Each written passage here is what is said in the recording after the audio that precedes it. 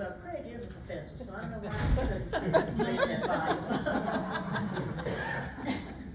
Anyway, my experience at Rice began in a very unconventional way.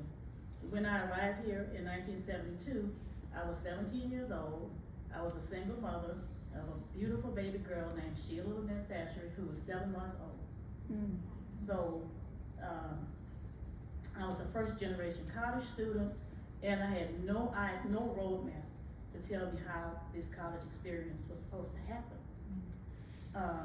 The longest distance I had traveled was from my hometown of Louisville, Louisiana, to Galveston, Texas, which is about 200 miles, where my mother, Dorothy Sallier, had relocated in hopes of a better life. I had been told by some well-meaning teachers their heart was in the right place, and that I shouldn't come to Rice because the students at Rice were wealthy and they were well-traveled, and I was not any of those things. Unlike most students who were here at Rice to work hard and also to experience a college life, I was here on a mission. I went home to Galveston almost every weekend to help my mother take care of my daughter. When I was on campus, I was laser focused on my grades and on my work because I was here on a full scholarship. And they told me if I made less than a B, they were gonna take it away. So I had a different mindset, I guess, from most students who come here. My goal was to earn a degree and get a job that would lift me out of poverty and off of the welfare, which we were on. I'm happy to report that 5 generations of my family were lifted from poverty as a result of the degree that I earned here.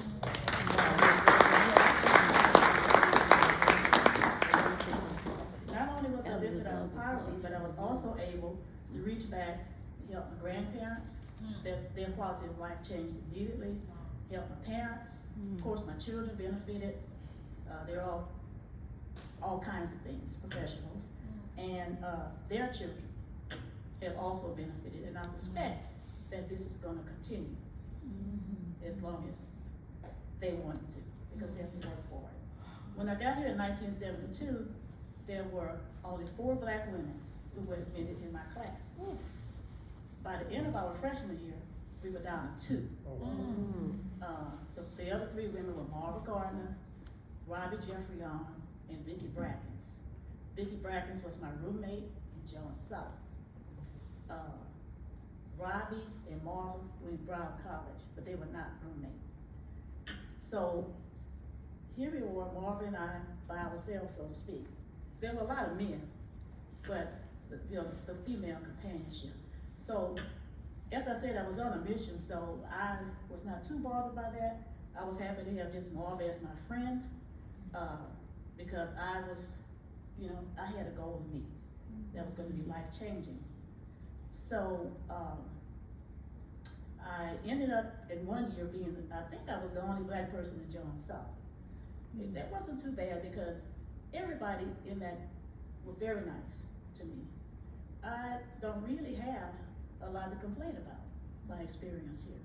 It met my mission, and the professors were nice and helpful. I didn't feel discriminated against in any way. Nobody bothered me about my SAT score, which was a common thing back then. And the students were, in my classes were helpful. We had study groups, and I was treated as an equal member of the group. So my experience here was mostly positive. Now, as Craig mentioned, the university did have some things that they did that they should not have been doing or allowing. And one of the things was this thing called a redneck roundup, which I had no interest in attending because I didn't have a redneck. I was like, what is that? So that was I didn't know that. And Craig, I don't know if you remember that or not. Yeah, that's what it had. So that was about the only thing that bothered me here. I just don't have, and I think that gave birth to the Black Student Union because we demanded our share of the student fee so that we could have our own activities that were, culturally appropriate for what we like. So in closing with this introduction, I want to say that my mission was met. I got good results out of it. I would recommend rights to anyone. Oh, my 5 minutes, give me one more minute. And I wanna say that, a lot of what I feel, later I learned to appreciate the fact that a lot of, what I was able to do here, the road was already paved by many of the people that Dr. Bird has mentioned in his book. That I don't know if I would have been as successful if I had come in at the time with Charles Freeman, or Jacqueline, Cullen, I believe is her name. And I wanna say one last thing, of course.